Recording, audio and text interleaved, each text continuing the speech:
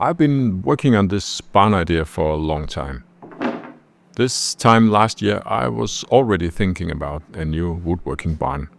I was sketching ideas and looking at timber framing, wondering how I could make it happen. Because I really want a place that could be a community space. Not just a workshop for me, but a place where I can invite old craftsmen to come and teach, a place where we can hold courses and where skills are passed down. Maybe even a yearly maker camp where all people can just gather and work and share. So I even tried to build a model.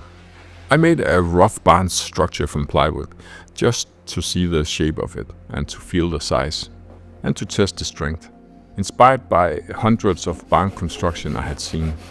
But it didn't feel right. It looked too new, too clean, too precise really. But then I remembered something that I had in the workshop. You know, I'm a hoarder. An old wooden chest. So I got it from the recycling station a while back. It was just tossed in a wood container, and it had the number 1798 painted on it. It is probably the year someone received it for their wedding. A bride's chest. I don't know who owned it or don't know their names, but I do know that it was built by skilled hands. So it was made with dovetail joints. The hinges and the nails were hand forged, almost rusted away. And I think the wood here, it looked like oak. Very old oak. But I could be wrong. And I thought, this is perfect. I could use this wood for the barn model.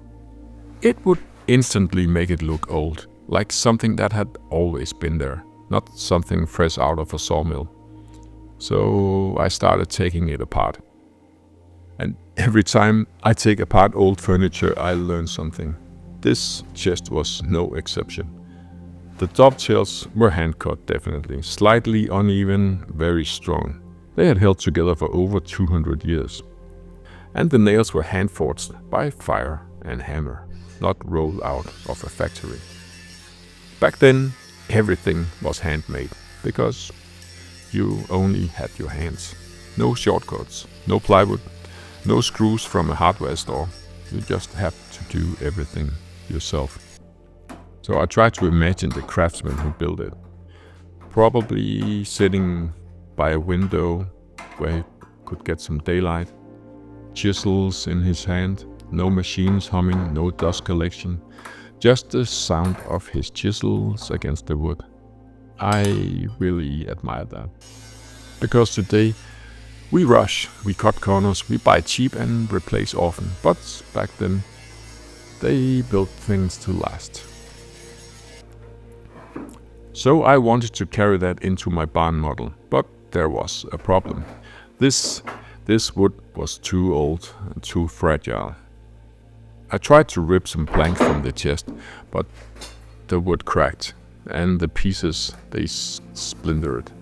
After centuries of drying and shrinking and expanding, this wood had lost its strength. But that doesn't mean we shouldn't build things that last. So the barn that I'm planning and dreaming about, it is not just for me. I really want it to outlive me, to stand long after that I'm gone. Maybe my daughter will use it as a Buddhist retreat center, a quiet place for reflection, for learning, for passing down wisdom for people from all over the world. And maybe it will become a makerspace or continue to be one. A place where the old teach the young, where people come together to work with their hands to keep skills alive.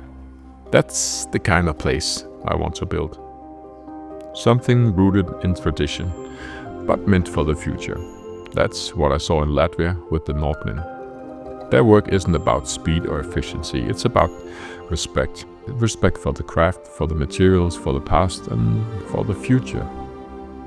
They follow a code. In the name of the past, we built for the future.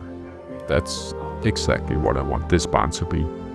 I won't be here forever, but this place might be here a long time. That's the goal. Some things should be built to last. and we should aim to build something worth passing on.